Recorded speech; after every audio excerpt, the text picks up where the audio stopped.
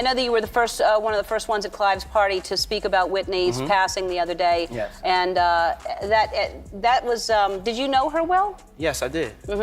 I actually, when I was growing up in the music industry before I had success, I somehow got on her wedding invitation. Why does Diddy's name keep coming up when people talk about strange celebrity deaths or unusual events in Hollywood? Have known more than he admitted, there's a growing belief that his comments hint at something deeper. Theories online are now connecting everything to a single person, and if you've been paying attention to the talk, you likely already have a guess who that might be. Diddy and Davis, have they ever had anything past business? Because to me, they seem to mirror each other behavior-wise. Like to me, they both got like that dark energy around them. But I almost wonder, like, well, damn, you know, did they ever have anything? Well, I just wondered that, man, because they're very. And then it's Grammy time, and her and had a fight 2 days before. And from what I was told, Bobby Christina was present for some of that fight. And then the next thing you know, she's dead. Whitney Houston sadly died just hours before Clive Davis's well-known pre-Grammy party. What surprised a lot of people was that the party went on as planned even, though Whitney's body was still upstairs in the hotel bathtub. The guests continued celebrating downstairs. That makes you wonder, why would Clive keep the event going, fully aware of what had just happened right there in his suite? And why did Diddy, someone deeply connected in the music world and close to Whitney, seem so unfazed? Some believe he might be holding back what he truly knows, or possibly be linked to powerful secret circles within the industry. There are still rumors that Hollywood operates through a hidden system, where a few are protected no matter what, and others are pushed out or silenced completely. If that's the case, where does Diddy really stand? Things take an even darker turn when you look at what Bobby Brown has said. He's been clear about believing that something wasn't right, not just with Whitney's death, but with what happened to their daughter, Bobby Christina, too. He's openly blamed Nick Gordon, Bobby's ex, saying he had a role in both tragedies. That only adds more weight to the growing list of concerns. I want the world to know that Bobby Christina did not die from the bathtub incident. That's not what killed Bobby Christina. What killed Bobby Christina? Bobby Christina was starved to death. Do you approach that? He knows what happened.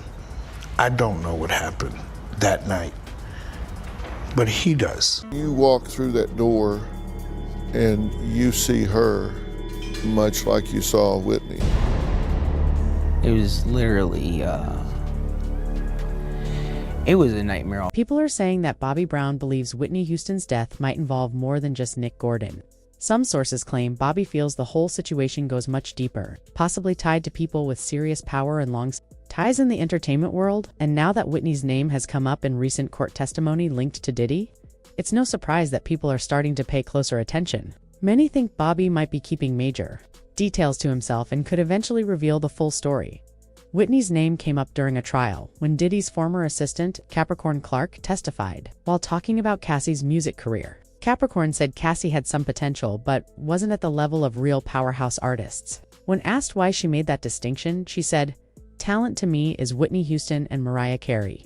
She explained that those artists could really sing and perform live, unlike others who relied on studio editing. Cassie, she said, felt more comfortable in a studio where her sound could be cleaned up. Then things got even more unusual when Whitney's name came up again, this time during questions about something that happened in February 2012, the same time Whitney died. Diddy's lawyer asked Cassie about the night Diddy allegedly overdosed on opioids. She said yes, she remembered. According to her, they went to a club in San Bernardino and then to a party at the Playboy Mansion. Cassie left the party early, but later Diddy told her he had taken a strong opioid and had to be rushed to the hospital. Her story didn't explain why Whitney's name was brought up, but the timing raised eyebrows. Diddy's overdose happened on the same night Whitney passed. That coincidence made people suspicious. Whitney was found unconscious, face down in a bathtub at the Beverly Hills Hotel on February 11, 2012. Officials called it an accidental drowning. Toxicology results showed cocaine, marijuana, Xanax, and a few other drugs in her system.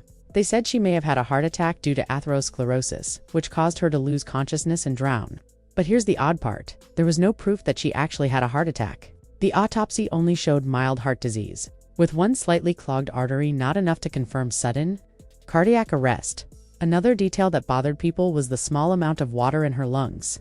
that suggested she may have already been unconscious or worse before entering the bathtub. The water was also very hot, adding to the mystery. If she fainted before getting in, how did her body end up like that? Was she put in the tub by someone else? And if so, who and for what reason? These unanswered questions are why many believe foul play was involved. That's also why Diddy's name keeps coming up. Officially, there's no clear record of Diddy and Whitney being close. In fact, some insiders say Whitney avoided him. She reportedly didn't like where the industry was heading and stayed away from people she thought were part of the Hollywood machine. Diddy, with his fame, money, and rumored connections, represented exactly what she wanted to stay clear of. Still, after Whitney died, Diddy gave interviews, attended tributes, and spoke about her like they were friends. On Ellen DeGeneres' show, he called her a legend and said he knew her well. That might seem normal, but people close to Whitney found it strange. She didn't mix with certain industry crowds, and Diddy wasn't part of her circle. So why? Was he speaking as if they were close? And then there's Bobby Brown. He's never accepted that Whitney's death was simply an accident. Over time, he's made it clear that he believes something more sinister happened. He's also blamed Nick Gordon for being involved in not just Whitney's death but Bobby Christina's too. Bobby was found unconscious in a bathtub just like her mother. The similarity in how they both died has never sat right with the public. When you put all these pieces together, Diddy's overdose that same night, Whitney's name showing up in court, the strange behavior of people around her, and Bobby Brown's repeated doubts, it's hard not to question what really happened. Many believe there's a hidden system in the industry that protects certain powerful people while burying the truth. If that's real, it raises a serious question. Is Diddy involved, and if he is, what does he really know? We may never get the full story, especially if the people involved are still protected by wealth, status, and deep connections. But as more people speak out and more details come to light, ignoring the signs becomes more difficult. Whitney Houston meant too much to be remembered as just another tragedy.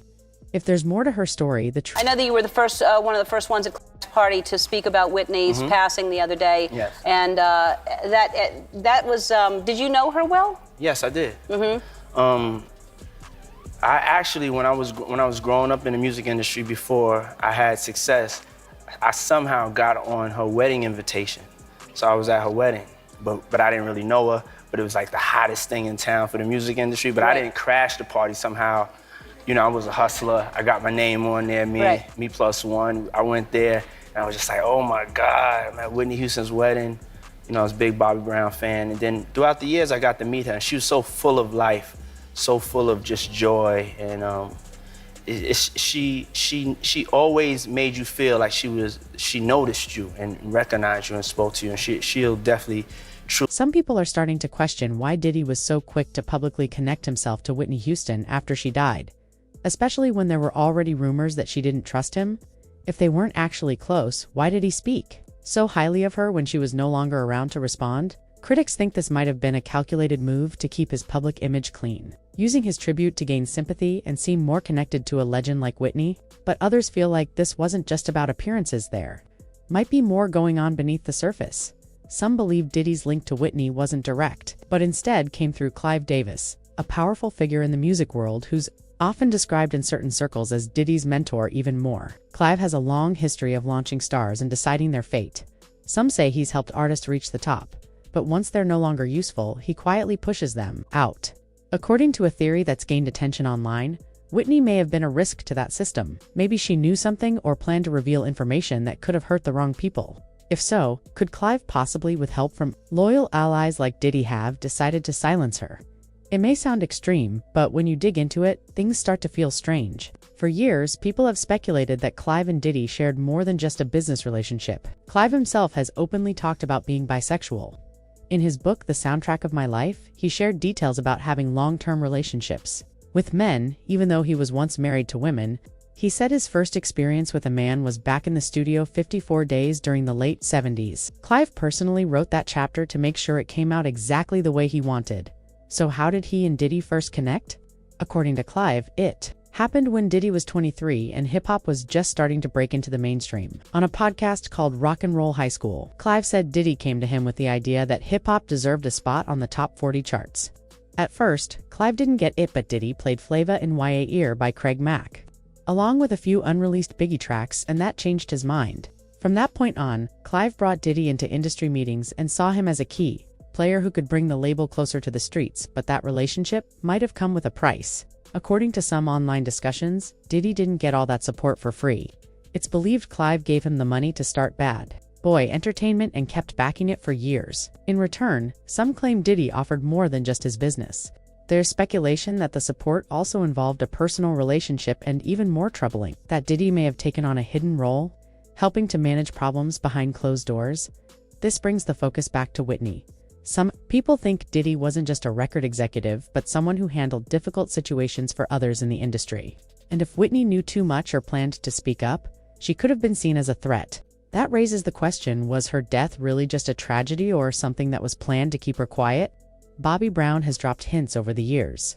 He hasn't said anything outright, but he's made it clear that he doesn't think Whitney or Bobby Christina died by accident.